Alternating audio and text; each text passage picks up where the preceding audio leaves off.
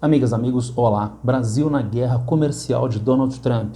Finalmente aconteceu aquilo que todos esperavam. Alguns analistas ficaram surpresos, talvez com a intensidade das taxações dos Estados Unidos sobre o Brasil. Particularmente eu não fiquei surpreso, nós vamos tentar entender isso ao longo do nosso vídeo de hoje. Vamos tentar tratar a inconsistência teórica, jurídica dessas sanções que os Estados Unidos estão implantando contra o Brasil na atualidade. Já adianta um pedaço do vídeo, sanções, porque não há qualquer motivo juridicamente válido para a aplicação dessas tarifas contra as importações brasileiras nos Estados Unidos. Então são sanções aplicadas unilateralmente, isto é, sem autorização de órgãos multilaterais como o Conselho de Segurança das Nações Unidas. Bom, de onde vêm estas sanções de taxação das importações brasileiras nos Estados Unidos? Da carta que Donald Trump mandou através das redes sociais ao presidente Lula. Vamos analisar alguns trechos dessa carta e ver a sustentabilidade ou não desta carta no direito internacional e nas relações comerciais. Começando com esse trechinho. Conheci e tratei com o ex-presidente Jair Bolsonaro e o respeitei muito, assim como a maioria dos outros líderes de países. A forma como o Brasil tem tratado o ex-presidente Bolsonaro, um líder altamente respeitado em todo o mundo durante seu mandato, inclusive pelos Estados Unidos, é uma vergonha internacional. Esse julgamento não deveria estar ocorrendo. É uma caça às bruxas que deve acabar imediatamente, segundo Donald Trump. Bom, aí aparecem pelo menos dois problemas muito graves. O primeiro, no que diz respeito à Carta de Fundação da ONU, um documento internacional de uma organização da qual, entre outros, Brasil e Estados Unidos são participantes. Na Carta de Fundação da ONU, nós temos o artigo 2º, e nos seus parágrafos 1º, 4º e 7º são tratados da condição de soberania dos países membros. Soberania, juridicidade de última instância é realizada pelo país-estado no seu território nacional. Mas paridade, os Estados-membros são considerados uns equivalentes aos outros, não há primazia, não há hierarquia entre os Estados, segundo a Carta de Fundação da ONU, e que no seu artigo 7º diz da não intervenção da própria ONU, à exceção do capítulo 7º, que trata do Conselho de Segurança e das ameaças à paz e à segurança internacionais. Não é o caso da relação com o Brasil. Portanto, quando Donald Trump manda que o Brasil cesse um processo jurídico ocorrendo em território nacional contra um nativo do território brasileiro, um cidadão brasileiro, ele está afrontando o direito internacional, tendo em vista a ideia de afronta aos negócios domésticos de um país e uma perspectiva de que um país, Estados Unidos, está se lendo como superior a outro país, o Brasil. Mas tem mais um problema. O outro problema diz respeito à Constituição brasileira, que tem um aspecto que é partilhado com várias constituições de outros países do mundo, a divisão de poderes. Donald Trump está cobrando que o presidente brasileiro cesse as investigações e processos contra o ex-presidente Jair Bolsonaro, mas o presidente é chefe do executivo, enquanto o judiciário é um outro poder, poder judiciário. E daí aparece a nossa Constituição, portanto, a Constituição de 1988, que no seu artigo 2º diz que são poderes da União independentes e harmônicos entre si, o legislativo, o executivo e o judiciário. Segundo a Constituição, o presidente pode interferir nos processos intrínsecos ao Poder Judiciário? Não. Ainda mais, a Constituição diz no seu artigo 60, a Constituição poderá ser emendada mediante proposta. Então, podem haver emendas constitucionais, mas no artigo 60, parágrafo 4º, diz não será objeto de deliberação a proposta de emenda tendente a abolir. Item 3, a separação dos poderes. A separação de poderes é, portanto, uma cláusula pétrea da nossa Constituição. Como eu disse, isso é uma exclusividade da Constituição. das normas jurídicas e institucionais do Brasil? Não, não. Qualquer país que seja uma democracia constituída como Estado de Direito a partir de um texto constitucional faz essa divisão de poderes. Isso acontece na França, isso acontece no Canadá, isso acontece na Alemanha, e isso deveria acontecer nos Estados Unidos também.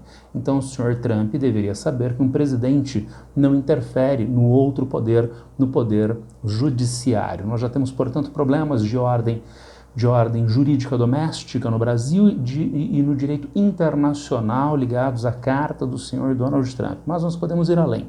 A mesma carta ainda diz, a partir de 1º de agosto de 2025, cobraremos do Brasil uma tarifa de 50% sobre todos e quaisquer exportações brasileiras enviadas para os Estados Unidos, separada de todas as tarifas setoriais existentes. Então o Donald Trump resolveu tarifar em 50% os produtos que o Brasil exporta para os Estados Unidos. Mas isso afronta um princípio muito antigo do comércio internacional, o princípio da nação mais favorecida, que tem uma larga discussão no direito internacional até o século XIX, com implantação em vários documentos ao longo do século XX. O que diz este princípio? Eu sou um país A e você é um país B. E eu reduzo as tarifas de importação contra você, beneficiando você, país B. Então você se torna uma nação mais favorecida. O que diz esse princípio? Eu tenho que estender essa mesma facilitação de importações para todos os países do mundo. Eu devo tratar todos os países do ponto de vista tributário, do ponto de vista da tarifação de importações, das condições técnicas de importação, da maneira como eu trato o país mais favorecido, princípio da nação mais favorecida. Como eu disse, esse princípio passa a estar presente em vários tratados internacionais de comércio ao longo do século XX, inclusive do GATT, o Acordo Geral de Tarifas e Comércio de 1947. Na verdade, ele não apenas está dado no GATT, trata-se do primeiro artigo do Estatuto de Fundação do GATT. Qualquer vantagem, favor, imunidade ou privilégio concedido por uma parte contratante em relação a um produto originário originário de ou destinado a qualquer outro país será imediata e incondicionalmente estendido aos produtos similares originários do território de cada uma das outras partes contratantes ou ao mesmo destinado. Princípio, portanto, da nação mais favorecida no primeiro artigo do Estatuto do GATT, o Acordo Geral de Tarifas e Comércio de 1947. Nós temos alguns países que foram signatários, que se tornaram estados-parte deste acordo. Entre eles, vejam, nós temos marcado embaixo a listinha de países, o Brasil e os Estados Unidos. Vocês podem pensar, entretanto, poxa, mas trata-se do GATT lá de 1947, sim. Este texto do GATT de 1947 foi revisado e passa a ser denominado GATT 1994. Em meados dos anos 1990, esse texto foi revisado e ampliado. Adivinha o que não foi alterado? O artigo 1º, né? O princípio da nação mais favorecida continua dado. E por que esse texto foi revisado em 1994? Porque na virada de 1994 para 1995, o GATT deixou de existir e passou a vigir no lugar do GATT a OMC, Organização Mundial do Comércio. No Estatuto da Organização Mundial do Comércio, nós temos o GATT 1994 e, portanto, vale o mesmo princípio da nação mais favorecida que Donald Trump está rompendo neste contexto. E para que este princípio? Este princípio é muito importante para pelo menos duas coisas. Primeiro, através desse princípio, as facilidades que eu dou para um outro país parceiro, sendo eu um país, passam a ser extensíveis aos demais. Isso facilita o comércio internacional mundial. O primeiro motivo é liberalização do comércio mundial. Mas tem um segundo motivo, que é a previsibilidade inerente às atividades comerciais. Lembrando que o capitalismo é um sistema que demanda previsibilidade de processos. Então eu sou um exportador para o seu país, mas de repente, de uma hora para outra, você resolve mudar as regras de exportação e importação, beneficiando mais a um outro país, menos a mim. E isto rompe com uma lógica de previsibilidade. O princípio da nação mais favorecida vai se contrapor a isto, garantindo uma lógica de previsibilidade a partir do princípio da nação mais favorecida. Isso não é só um princípio, está dado na legislação internacional, em tratados internacionais, no caso, na Organização Mundial do Comércio. Aqui nós temos o organograma da Organização Mundial do Comércio. E nesse organograma eu destaco para vocês em vermelhinho o órgão de apelação da OMC. É a solução máxima de solução de controvérsias da organização. Se um país A, o Brasil, está se sentindo prejudicado por um país B da organização, os Estados Unidos, ele processa este outro país na Organização Mundial do Comércio. E o processo, em última instância, vai parar na instância superior, que é o órgão de apelação, formado por 7 membros com mandatos de 4 anos, prorrogáveis por mais uma vez. Os juízes podem permanecer até 8 anos no cargo, sendo que esses juízes julgam os casos entre os países. Cada caso envolvendo 2 ou mais países, cada caso é julgado por 3 juízes. Isto aponta um aspecto fundamental para o funcionamento dessa corte, deste órgão de apelação. Ele só pode funcionar com no mínimo 3 juízes. Os Estados Unidos passaram a perder causas recorrentemente na Organização Mundial do Comércio. Veremos isso ao longo do vídeo, inclusive para o Brasil. Ele perdia essas causas nos anos 2000. Então, qual foi a estratégia de Barack Obama, o bonzinho democrata, no seu segundo governo?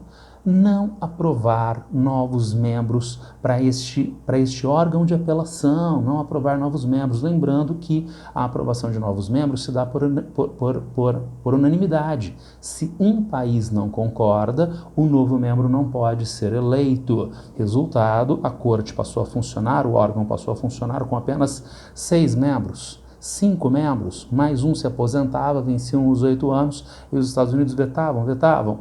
Donald Trump, na sequência, manteve essa mesma estratégia, a ponto de, em 2019, a corte estar funcionando com 2 membros e, portanto, ela não funciona mais. Resultado, a Organização Mundial do Comércio não se presta mais a esse julgamento de controvérsias entre países. E ainda com mais um detalhe, a organização nunca teve poder de polícia.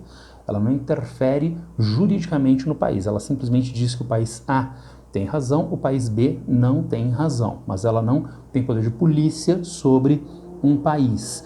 O que a OMC faz é autorizar que um país prejudicado de forma ilícita por outro faça retaliação contra este outro país, junto aos valores que o primeiro país gerou de prejuízo para o outro parceiro. Vamos retomar isso no final da nossa apresentação. Avançando, Donald Trump alega que a relação comercial dos Estados Unidos com o Brasil é uma relação desigual, injusta por parte dos brasileiros, que o Brasil trata os Estados Unidos de maneira injusta. Vejamos novamente a carta. Tivemos anos, diz Donald Trump, para discutir nosso relacionamento comercial com o Brasil e concluímos que precisamos nos afastar da longa e muito injusta relação comercial gerada pelas tarifas e barreiras tarifárias e não tarifárias do Brasil. Nosso relacionamento, infelizmente, tem estado longe de ser recíproco. Eu tenho que concordar, em parte, com Donald Trump. O tratamento tem sido muito pouco recíproco. Os números mostram isso. Aqui nós temos um gráfico do Poder 360 que mostra o valor de exportações e importações entre Brasil e Estados Unidos entre 2012 e 2022. Se em 2012 nós tínhamos 5,8 bilhões de dólares de déficit na relação comercial com os Estados Unidos, esse déficit foi diminuído até 2017, até 2022, por sinal do governo Bolsonaro, esse déficit aumentou para um déficit anual de 14 bilhões de dólares. E, portanto, se há injustiça na relação, essa injustiça está na parte dos Estados Unidos e não do Brasil. Os Estados Unidos têm superávit comercial com o Brasil. Bom, então não é por causa disso que as sanções estão aparecendo. Por que as sanções estão aparecendo? Lembra que eu falei no início do vídeo? Não há previsão legal para essas sanções e não há autorização do Conselho de Segurança. Então a única forma de nós denominarmos esse tarifaço é sanção unilateral, o que é taxativamente ilegal no direito internacional. Bom, mas por que destas sanções unilaterais? Primeiro ponto importante, gente, Big Techs. Big Techs, base de apoio do governo Trump. E nós sabemos que o Supremo Tribunal Federal do Brasil julgou recentemente que as redes sociais ligadas a essas Big Techs precisam ter responsabilização civil no Brasil.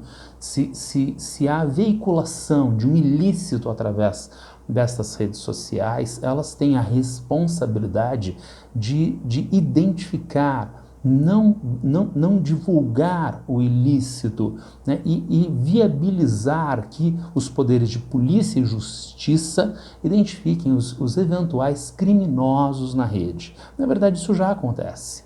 Se você tentar subir nas redes sociais pornografia, se você tentar, nem todas, né? Mas, por exemplo, no Instagram, se você tentar subir pornografia, por exemplo, os próprios filtros do Instagram vão bloquear a sua mensagem. Só que não apenas isso. E quando a gente fala de discurso de ódio? E quando a gente fala de fake news? Isso também precisa ser proibido por um simples motivo. O mesmo motivo da proibição de pornografia, por exemplo, de pedofilia, por exemplo, porque é ilícito, é contra a legislação brasileira. E não há empresa no Brasil que possa atuar contra ou à margem da legislação brasileira. Mas é aí que aparece um problema, para além, que vai além de essas Big Techs serem base de apoio do governo Trump nos Estados Unidos. Trata-se de poder. Sem esta regulamentação, as Big Techs atuam mais livremente. Elas têm, portanto, uma maior margem de ganho econômico e de ganhos de poder. Poder na captação e tratamento de dados, informação que é fundamental no tempo presente, informação que pode ser utilizada para direcionamento de marketing, portanto, aspecto comercial, marketing político, interferência nas eleições e também aspectos de ordem geopolítica. A gente pode comprovar isto na foto que mostra na posse de Donald Trump apenas a presença de Mark Zuckerberg, da Meta, nós temos ainda Bezos, da Amazon, Pichai, da Alphabet, Google, e o Musk, que eventualmente teve as suas briguinhas com o Trump, mas lá estava ele na posse, Musk da Tesla, Musk do ex-Twitter X. Então nós temos um primeiro ponto que explica isto para além das questões comerciais, o que não se sustenta, né, o problema ligado às Big Techs e à demanda dos Estados Unidos dessas empresas atuarem de maneira livre e responsável, entre outros, aqui no Brasil. Mas temos um segundo ponto, pressão em apoio à extrema-direita brasileira. O Brasil é um importante país da América Latina, nós temos uma extrema-direita muito forte, que na verdade já governou o Brasil no último mandato presidencial de Jair Bolsonaro, que hoje se encontra como réu às portas de ser preso pelo Supremo Tribunal Federal. Já está inelegível e deve nos próximos meses ganhar uma condenação por tentativa de golpe de Estado. Entre outros crimes que Jair Bolsonaro cometeu, nós não podemos nos esquecer dos 700 mil mortos da Covid-19. Então, isto mostra que se trata de um setor criminoso da sociedade brasileira, sem dúvida, que merece a cadeia, mas ao mesmo tempo que é um setor que já esteve no poder e tem muita força e pode se alinhar, o fascismo brasileiro, se alinhar com o fascismo americano de Donald Trump, aumentando a influência dos Estados Unidos aqui na América Latina, o que remete ao nosso terceiro e último aspecto dessa pressão, que não tem, como eu disse, nada a ver com o comércio. É a questão dos BRICS. Então nós tivemos a última reunião dos BRICS aqui no Brasil e com um crescente aumento da influência dos BRICS aqui na América Latina, através, entre outros, do Brasil, que se contrapõe às demandas americanas de manutenção da sua influência no território brasileiro e no restante dos países latino-americanos, especialmente com um aspecto da reunião BRICS. Na reunião BRICS, não avançou muito significativamente o discurso de desdolarização da economia mundial, mas o presidente Lula foi perguntado por jornalistas em uma coletiva de imprensa ao final da cúpula, e ele respondeu muito assertivamente, muito corretamente, acerca do processo de desdolarização, que é uma necessidade do tempo presente. BRICS aumentando a influência na América Latina e o discurso do presidente Lula acerca de desdolarização. Isso também deve ter aguçado o senso do governo fascista dos Estados Unidos com vistas a fazer essa cartinha de pressão sobre o governo brasileiro. E por que a necessidade da desdolarização? Bom, vamos avançar com isso. Desdolarização, por que é necessária? Primeiro, evitar ou minimizar os efeitos da chamada bomba dólar. Já há vídeos aqui nesse GeoVest, já há vídeos nas nossas redes sociais acerca do funcionamento da bomba dólar. Vamos tratá-la de maneira mais sucinta nesse nosso vídeo de hoje. Bomba dólar está vinculado ao dólar como principal moeda de transação internacional. O país A vende um produto para o país B. O país A faz um investimento no país B. Essas transações são feitas em dólar no cenário internacional mundial. Isso é um primeiro ponto importante. Agora, como na prática essas transações são feitas? Há um banco no país A que autoriza o pagamento para um cliente, etc., né, através de um banco do país B. Quem faz, entretanto, essa interligação entre bancos de diferentes países?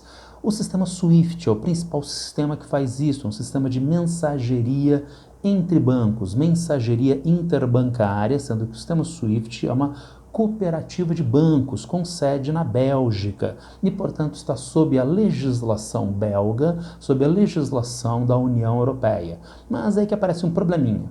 A partir do 11 de setembro, sob a desculpa de rastrear, de achar o dinheiro que financiou os atentados de 2001, do 11 de setembro, o governo americano começou a ter crescente influência sobre o sistema SWIFT e hoje, na prática, ele manda no sistema SWIFT. Mandar no sistema SWIFT em um cenário internacional mundial onde o dólar é a principal moeda faz com que os Estados Unidos apenas possam desligar a presença de países do sistema SWIFT. Vamos a uma analogia. Eu quero fazer um pagamento para você. Eu vou fazer o pagamento via Pix. Então eu pego o seu número de telefone, o seu e-mail, o seu CPF, que está registrado no Pix. Mas na hora que eu introduzo isso no aplicativo do meu smartphone, não aparece ninguém. Por quê? Porque o governo brasileiro apagou você do Pix. Bom, então você existe, mas eu não posso fazer uma transação com você via Pix. E se a gente colocasse isto para o cenário internacional mundial? O governo americano, por pressão sobre o sistema SWIFT, pode apagar uma empresa da Rússia, como é o caso da Gazprom, a empresa de petróleo da Rússia. Pode apagar um banco central do sistema SWIFT e, portanto, tirar governos, pessoas físicas, pessoas jurídicas desse sistema mundial de mensageria, impedindo, em última instância, que ele possa compartilhar investimentos, transações, pagamentos no cenário mundial. Na prática, ele sai do sistema econômico mundial. Para a gente evitar isso, o que é necessário? Bom, alternativas ao sistema SWIFT. Como já existe o CIPS da China, existe o SPFS da Rússia, e aqui no Mercosul nós já temos um que não tem abrangência mundial, mas tem abrangência regional, um sistema de pagamento do Mercosul. Também está em projeto o sistema de pagamento dos BRICS, mas ainda apenas um projeto. E, finalmente, precisamos de uma alternativa ao dólar. Então, uma alternativa de mensageria interbancária e circuitos de transações comerciais, financeiras que funcionem fora do dólar. Notem, portanto, que o dólar e o sistema SWIFT aumentam significativamente o poder dos Estados Unidos no cenário mundial. E daí a demanda do governo americano de não haver o processo de desdolarização, para que os Estados Unidos possam continuar mandando e desmandando ao seu bel prazer no cenário mundial. Mas não apenas isso. Os países desenvolvidos, em especial os Estados Unidos, têm uma particularidade, um poder de exportação. Exportação do quê? De bens e serviços? Sim, mas também de exportação dos seus problemas. Ao invés de eles ficarem com os seus problemas, eles mandam os seus problemas para outros países do mundo. Isso é muito usual, não deveria causar surpresa em ninguém. Por exemplo, divisão internacional do trabalho do lixo. Em uma sociedade de descartabilidade, uma grande quantidade de lixo eletrônico é produzido. Para onde vai esse lixo eletrônico altamente contaminante do ponto de vista ambiental e da saúde pública? Vai para o sul global, para países africanos que recebem esse lixo mediante acordos de compra com os países do norte global. Então, eu não quero o problema, eu mando este problema para outro país. Mas a gente pode dar uma camada ainda mais profunda para essa exportação de problemas. Vejam a crise de 2008 nos Estados Unidos. Era uma crise bancária, os bancos não tinham mais dinheiro para injetar na economia, a título de crédito para investimento, a título de crédito para o consumo. A economia então vai quebrar, ela vai deixar de existir. Não, ela não vai quebrar. Ela não vai quebrar porque os Estados Unidos entraram em uma lógica de flexibilização monetária. Colocando de uma forma mais direta, o governo americano fez dinheiro como nunca, colocou muito dinheiro na economia dos Estados Unidos. Isso parece bastante adequado para um cenário de crise. Mas não é só colocar dinheiro. Keynes nos ensinou isto, o presidente Roosevelt, né, fez isto nos anos 1930. Não é só produzir dinheiro, é criar os mecanismos para que esse dinheiro a mais viabilize a retomada da atividade econômica, o que o senhor Obama esqueceu de fazer. Então, quem passou a usar esse dinheiro? Agentes econômicos no pagamento de dívidas, transferindo esse dinheiro que veio do governo americano, do Tesouro americano, para os agentes do setor financeiro. E esses agentes do setor financeiro, agora fortalecidos, bancos quebrados, agora fortalecidos com esse dinheiro que veio do Tesouro americano, podem aumentar as suas aplicações financeiras especulativas no sul global. Aumenta a oferta de dólares no sul global.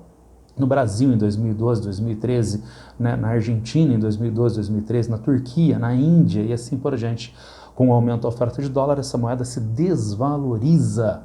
A valorização do peso do real, né, da rúpia, né, diminui a competitividade das exportações destes países. Um primeiro problema comercial. E um segundo problema, aumenta a vulnerabilidade pela oscilação da atividade econômica desses países, pela volatilidade do câmbio, aumenta a vulnerabilidade desses países. Então notem, há um problema econômico para os Estados Unidos? Tem.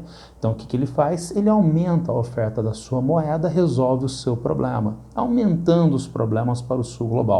Todo este esquema poderia ter acontecido não fosse o dólar a principal moeda de transação mundial? Claro que não. Temos aí dois motivos muito fortes para a gente evitar, para a gente contornar essa desdolarização. Bom, voltando entretanto ao tema principal, que são as tarifações extras, as sanções americanas contra o Brasil.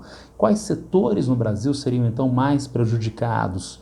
A gente tem aqui uma listinha do G1, né, que mostra óleos brutos de petróleo e de minerais bituminosos, petróleo, produtos semi-manufaturados de ferro e aço, café não torrado, não descafeinado, carnes bovinas desossadas e congeladas, ferro gusa, celulose, óleos, combustíveis e preparação de petróleo.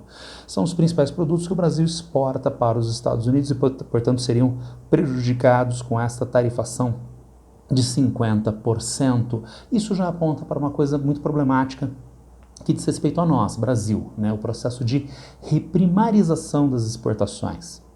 Os Estados Unidos pensariam duas vezes antes de fazer qualquer tarifação contra o Brasil, se o Brasil fosse um grande exportador de semicondutores, chips, como é o caso de Taiwan, como é o caso de Coreia do Sul. Os Estados Unidos pensariam duas vezes antes de tarifar o Brasil se, ao invés de faltar carne, faltassem medicamentos e os hospitais pressionassem o governo dos Estados Unidos. Mas como nós nos especializamos em exportar mato, né, carne, né, e terra, tá? Então, daí fica mais fácil o governo americano fazer essa sobretarifação. Ou nem tanto, porque os problemas também estão dados para o lado americano, principalmente na inflação de alimentos, inflação de alimentos a partir do aumento dos preços de carne, suco de laranja e café, além dos produtos os produtos minerais que afetam as cadeias produtivas industriais dos Estados Unidos. Mas, em relação aos alimentos, eu destacaria principalmente a carne. Temos aqui dois gráficos pequenininhos. Vamos ampliar esses gráficos e analisar com mais calma. Olha só, venda de carne bovina para os Estados Unidos aumentou muito significativamente, principalmente a partir de 2018 e agora até a partir de 2018 e até agora em 2025, 2026, na virada para 2026. E por que isso? Porque o rebanho americano diminuiu muito significativamente. Então, eles são muito mais dependentes da carne importada de outros países, em especial da Austrália e do Brasil, tá certo? Agora, lembrem-se que Joe Biden teve a sua reeleição comprometida, entre outros, pela inflação. Dá uma olhadinha na inflação de carne moída dos Estados Unidos, todos os dados do G1, tá certo? Valor médio por libra, 433 gramas, 453 gramas, meio quilo de carne moída, que em 1984 custava $1,30 e que custa hoje quase $6. E sem as carnes brasileiras, isto vai aumentar ainda mais. Seria melhor que os Estados Unidos fossem dependentes dos nossos semicondutores, dos nossos medicamentos. Pena que nós não exportamos isto, mas ainda assim vai doer muito nos Estados Unidos essa tarifação. Bem, para finalizar, sendo essas tarifas ilegais, o que o Brasil pode fazer diante dessas tarifas ilegais? Primeira coisa, acionamento dos painéis e do órgão de solução de controvérsias da Organização Mundial do Comércio. Notem bem, isto não é uma resolução para o problema. Primeiro, porque a gente já viu, a Organização Mundial do Comércio não tem poder de polícia. Segundo, no cenário atual, os Estados Unidos rompem com o multilateralismo. A Organização Mundial do Comércio é uma organização multilateral. Tá? Terceiro, o órgão de apelação não está funcionando, mas dois órgãos mais abaixo do órgão de apelação, os painéis e o órgão de solução de controvérsias estão funcionando. O Brasil pode e deve acionar estes órgãos. Eles não vão resolver juridicamente, efetivamente, o problema da taxação, mas são traduzíveis em um ganho político para o Brasil no cenário internacional sobre os Estados Unidos. Mas não há mais acordo de arbitragem, por iniciativa dos Estados Unidos, por iniciativa do Obama e do Trump, do Obama no segundo governo e do Trump no seu primeiro governo. Mas vários países do mundo criaram um acordo de arbitragem e apelação interina multipartidária, sigla MPIA. É uma instância provisória, substituta do órgão de apelação da Organização Mundial do Comércio, faz parte de 53 países, inclusive os 27 países da União Europeia, inclusive o Brasil, mas os Estados Unidos, que bloquearam o órgão de apelação da Organização Mundial do Comércio, obviamente não faz parte, os Estados Unidos não fazem parte do MPIA, e, portanto, o MPIA não é um órgão a ser acionado. Entretanto, novo ganho para o Brasil. Apesar do Brasil nem poder acionar este órgão, é a participação novamente do Brasil em uma instância multilateral, mostrando o compromisso brasileiro com o multilateralismo diante do unilateralismo que já vem nos Estados Unidos, insisto, desde o governo Obama. Bom, nada disso, entretanto, é prático, né? Então, isso daí dá ganhos políticos, mas não enche barriga. Vamos à parte que enche barriga? Brasil, conclusão de novos acordos comerciais. Nós já temos o acordo fechado com Singapura, tá? Acordo Mercosul-Singapura, esse acordo já está em funcionamento. Nós já temos o acordo fechado com o EFTA e com a União Europeia. Com o EFTA a gente deve ter uma aprovação relativamente rápida, com a União Europeia uma aprovação relativamente mais demorada, ou nem tanto. Tendo em vista agora mais essa investida de Donald Trump contra o comércio mundial, talvez isso acelere o acordo Brasil, o acordo Mercosul-União Europeia. E há outros acordos em encaminhamento, com o México, com o Canadá e com o Reino Unido. Diversificação de acordos comerciais, de parceiros comerciais, numa iniciativa de redução da dependência do mercado americano. Bom, se os dois primeiros itens são de ganhos políticos, mas não enche barriga, nosso terceiro item, novos acordos comerciais, enche barriga, mas no longo prazo, imediatamente não resolve. Bom, vamos então para o nosso quarto item, aumento da tarifação em setores selecionados a partir da Lei de Reciprocidade, que recentemente foi aprovada aqui no Congresso Nacional Brasileiro. O Brasil pode selecionar setores que vão ser objeto de sanções brasileiras contra os Estados Unidos. Pronto. Reciprocidade, que é um princípio basilar da diplomacia mundial, da diplomacia internacional. Então, os Estados Unidos taxaram o Brasil em 50%, o Brasil tem todo o direito de taxar os Estados Unidos em 50%. Aí vocês podem pensar, poxa, mas é o Brasil brigando com os Estados Unidos. Desde que se seja inteligente, esta briga pode gerar ganhos para o Brasil. Dou aqui um exemplo que é o setor de carvão, tá? O Brasil importou dos Estados Unidos 1,16 bilhão de dólares de carvão, né, em um ano. E é um valor bastante significativo, ainda mais em um setor, o setor de carvão, que está com problemas há muitos anos e é uma das bases de apoio do presidente Donald Trump. Se o Brasil então optar por outros fornecedores internacionais de carvão, mesmo com um custo relativamente mais caro, isso é um ônus político muito forte para Donald Trump dentro da própria sociedade americana. Isso já seria um primeiro aspecto muito interessante e inteligente. Jogar os Estados Unidos contra os Estados Unidos através de iniciativas como estas de taxação do carvão dos Estados Unidos. E, finalmente, quebra de patentes. A lei de reciprocidade não dá margem apenas para o Brasil aumentar tarifas de importação contra os Estados Unidos, dá margem para quebra de patentes. E, portanto, hoje, empresas brasileiras que produzem aqui no Brasil, mas com patentes americanas e precisam pagar para os Estados Unidos, a legislação brasileira pode autorizar que essas empresas não precisem mais fazer estes pagamentos. E isto pode ser muito interessante, principalmente em alguns setores que são usuais de produção aqui no Brasil sob esse pagamento de patentes. É o setor de medicamentos, o setor de informática, o setor de audiovisual. Por sinal, nós já temos um precedente acerca disto no contencioso Brasil-Estados Unidos do algodão, que começou em 2002 e terminou em 2014, no âmbito da Organização Mundial do Comércio. Vamos debater isso rapidamente para nós finalizarmos. Em 2002, os Estados Unidos davam subsídios, apoio indevido do governo americano à sua própria produção de algodão, que é ilícito segundo a Organização Mundial do Comércio. O Brasil processou os Estados Unidos na Organização Mundial do Comércio, ganhou em todas as instâncias até chegar à instância de apelação, que também validou o Brasil, exigindo que os Estados Unidos cessassem com estes subsídios prejudiciais à economia de exportação de algodão do Brasil. Os Estados Unidos fizeram vistas grossas e continuaram com os subsídios. A OMC, então, fez a sua última parte, autorizou o Brasil a retalhar os Estados Unidos em aumento de custos de importação e quebra de patentes num valor de mais de 800 milhões de dólares. O Brasil fez uma lista, tá? E ligado ao algodão, o Brasil taxaria o algodão americano? Claro que não, o Brasil é exportador de algodão, o Brasil não é importador de algodão. O Brasil abriu uma lista de setores que teriam patentes quebradas aqui no Brasil. Audiovisual e medicamentos na época. O que o governo Bush fez? Sentou na mesa para negociar.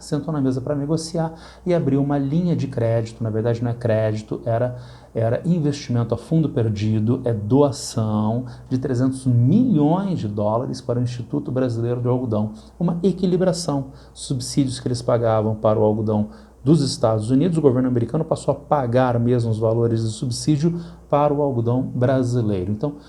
Então fizemos doer nos Estados Unidos, e daí sim os Estados Unidos de George Bush passaram a negociar. Hoje o cenário é um pouco mais complicado, porque não tem Organização Mundial do Comércio, porque não é governo George Bush, é governo Donald Trump, e há toda uma série de interesses ligados à Big Tech, ao crescimento da extrema-direita, ao enfraquecimento dos BRICS, que estão ligados a este processo de tributação. E por isso essa tributação a mais que os Estados Unidos estão impondo contra o Brasil é algo que veio como a ponta de um iceberg. Nós temos ainda muito mais por vir. Precisaremos ver então a reação brasileira acerca dessa tributação. Temos aí alguns caminhos que podem ser trilhados e como eles serão mais ou menos efetivos para representar os legítimos interesses brasileiros nessa situação. Bom, é isso. Um videozinho rápido para nós apresentarmos alguns aspectos ligados a essa tarifação de Donald Trump contra os produtos brasileiros. Quem tiver alguma dúvida, algum problema, já sabe, é só me acessar a qualquer tempo nas redes sociais. Um abraço para todas e todos e boa sorte.